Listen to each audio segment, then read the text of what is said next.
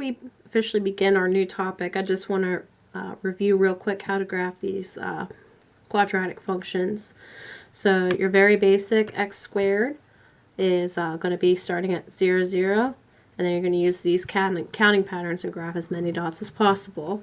So from here we go over 1, up 1, and mirror, and then we do over 2, up 4, and then mirror, and then over 3, up 9, and then mirror.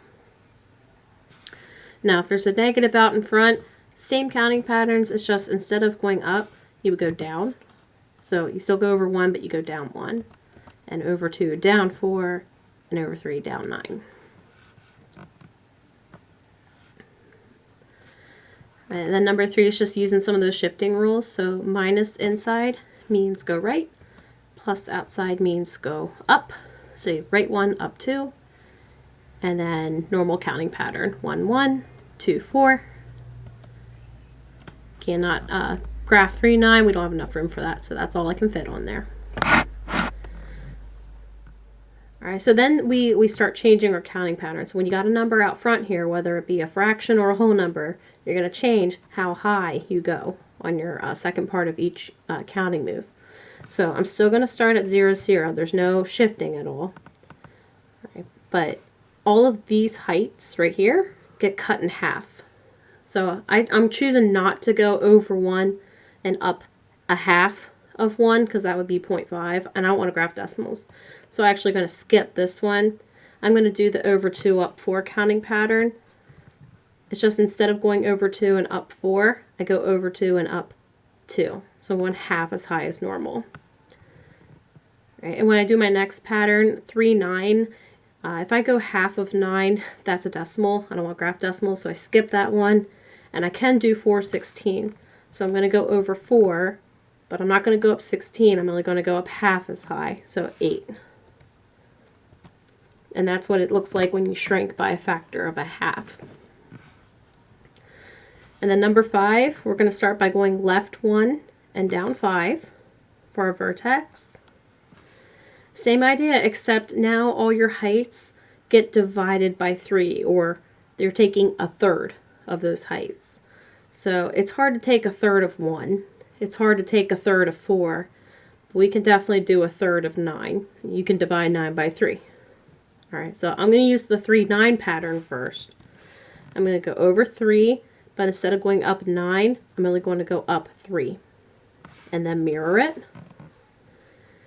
And then I'm going to look for my next counting pattern that would work out in my favor. So you can't do 16 divided by 3, and you can't do 25 divided by 3, but you can do 36 divided by 3.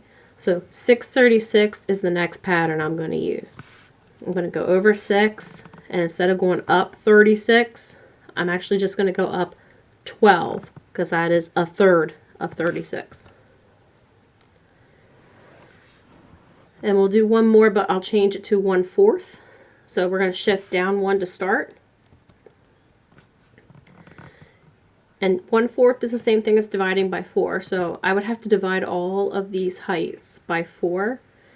This is going to get me a decimal, so I'm not going to use that one. But I can do 4 divided by 4. So I'm going to use that counting pattern. So we're going to go over 2.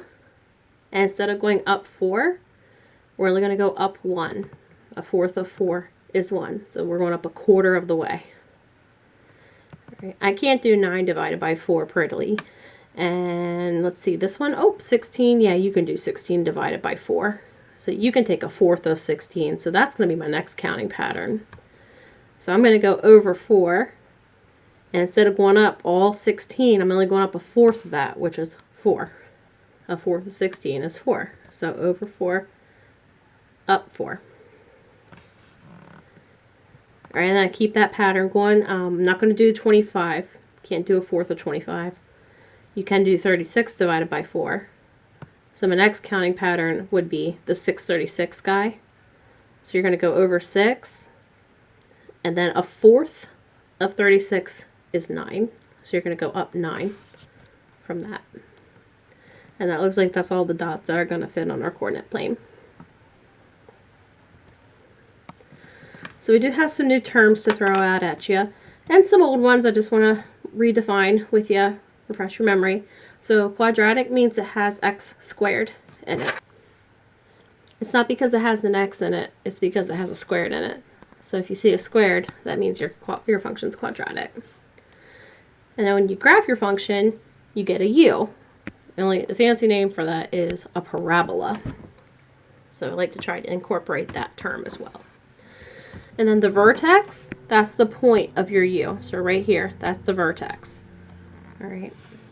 So depending on if your parabola is a smiley face or a frowny face, it's either the highest or the lowest point. And we have to remember that we use the letters H and K for vertex. Okay, these are tied together. So you have to be thinking those letters when you see the word vertex. The axis of symmetry is the imaginary line that cuts a parabola in half. So for example, I'm going to draw a parabola. I'm going to draw an imaginary line right down the middle, and it cuts it perfectly in half. Right? So the one side literally would fold over on top of the other. That's called the line of symmetry or axis of symmetry, and it's always going to have the equation x equals, and then whatever your h coordinate is right here.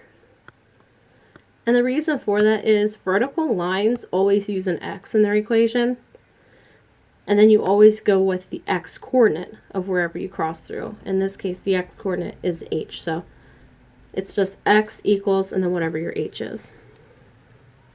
Then you have what's called maximum or minimum value, which is kind of self-explanatory. Maximum is the highest point, minimum is the lowest. Again, that depends on which way your parabola goes. So if it's upside down, then this vertex right here is going to give you your max.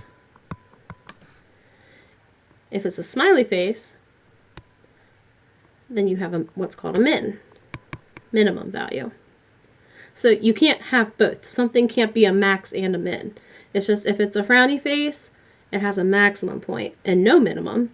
And if it's a smiley face, it has a minimum and no maximum because it goes up forever. And then we have a formula that we use when we graph our parabolas. It's this right here. And normally I fill in these letters for you. And that tells you how to shift and how to count. Use your counting patterns.